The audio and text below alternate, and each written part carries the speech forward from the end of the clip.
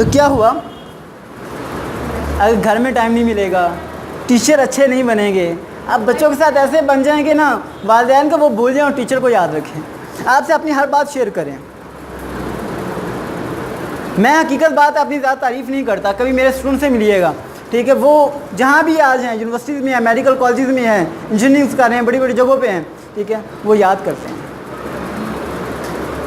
आज मैं पिछले दिनों में एक विजिटिंग लेक्चरर ऐसा कहीं पढ़ा रहा था, 1-2 लेक्चर लेता था, वहाँ से मैंने स्किप कर दिया क्योंकि ये ट्रेनिंग सेशन वगैरह ज़्यादा हमने करने थे, तो उसकी वजह से वो हो नहीं पा रहे थे। तो उनके आज भी मैसेज आते हैं बच्चों के भी कि सर आप क्यों गए हैं।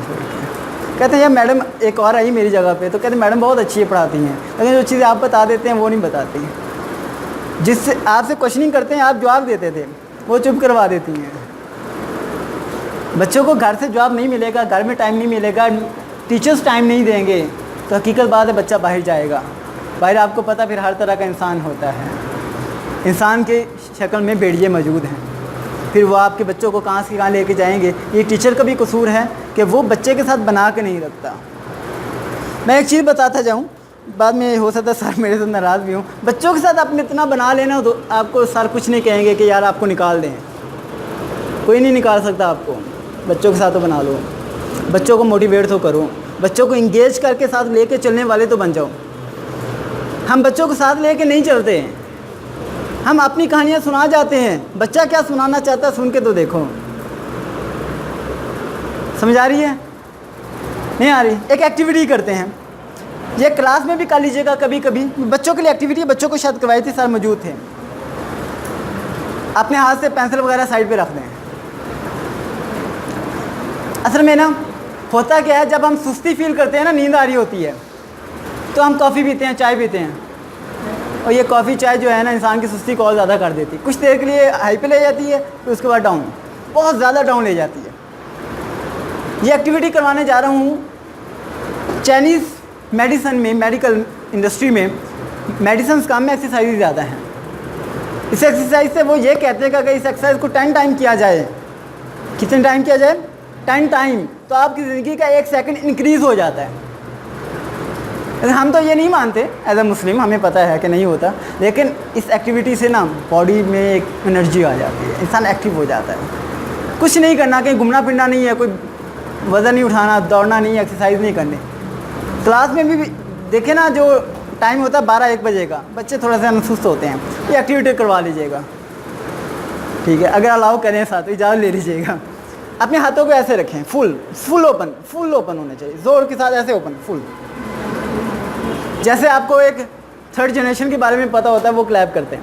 मेरे 3 काउंट करने तक 10 टाइम क्लैप्स करेंगे, आप क्लैपिंग करेंगे, 10 टाइम क्लैप करेंगे। 1, भाई काउंटिंग तो करने दें, हम सुनते नहीं ना, यही तो बात है।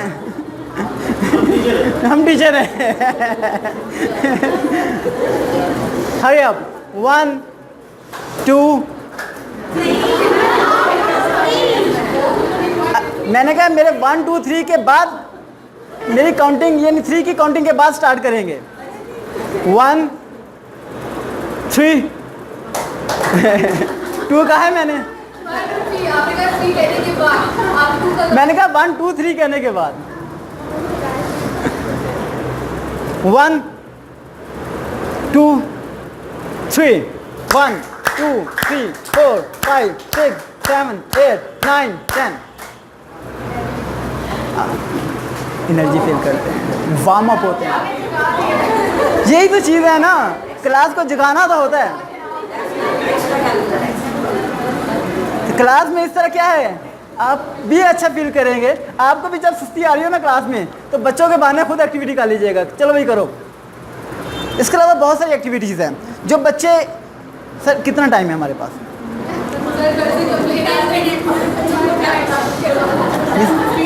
10 to 15 मिनट्स, ओके जी। हम इसको वाइंड अप करते चलें। आज का जो सेशन है इसमें कॉमन बातें मैंने आपको बताई हैं, कोई थ्योरीज नहीं बताई। ज़िंदगी रही, दोबारा कभी सेशन हुआ, हम सर्टिफिकेशन भी करवाते हैं फुल डे की, इसमें आपको सर्टिफिकेट भी दिया जाता है, ठीक है। फुल डे की सर्टिफिकेशन वगैरह होती है। अगर आप मशवरा कर लीजिएगा आपस में करना हो, उसके फ़ायदे बड़े होते हैं कि आपके हाथ में एक सर्टिफिकेट भी होता है।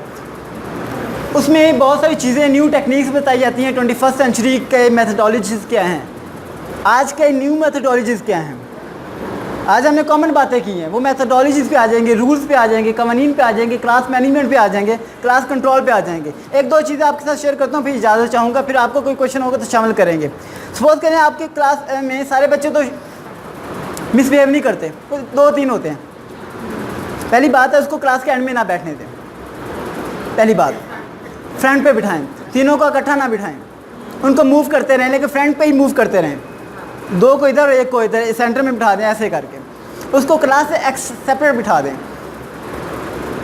उनको क्लास में जब प्रॉब्लम हो तो वो उनको कहें वाइट बोर्ड पे आके समझाएं, खामोश हो जाएंगे। ये डिफरेंट एक्टिविटीज़ हैं। क्लास में आपने क्लास को एक्टिव रखना है ना, उनको रोल नंबर वाइज बिठा के डेली कहें कि फर्स्ट वाले सेकंड पे चला जाए।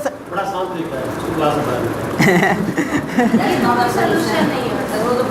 नहीं, ये तो सही हमारा सोल्यूशन है। ये एक्चुअल में सोल्यूशन।